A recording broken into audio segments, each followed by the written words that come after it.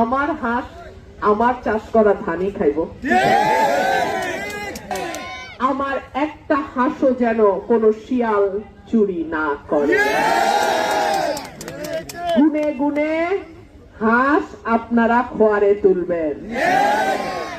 15 বছর হাল চাষ করলাম, বীজ দিলাম, ধান লাগাইলাম, ফসল কাটার সময় যদি মরুভূমি আসে কেমনটা লাগে? ঠিক আছে, আমার হাঁস আমার চাষ করা ধানই খাইব। আপনাদের দোয়া চাই, সাহায্য চাই, সহযোগিতা চাই। আর আমার মা বোনরা জানে হাঁস কিন্তু সমৃদ্ধির প্রতীক। একটা হাঁসের একটা ডিম, একটা ডিম একটা ছানা। এইভাবে আমার মা বোনদের ঘরের ইনকাম কিছুটা হইলেও খরচ যায় না। আপনাদের সকলের প্রার্থী কিন্তু আমি।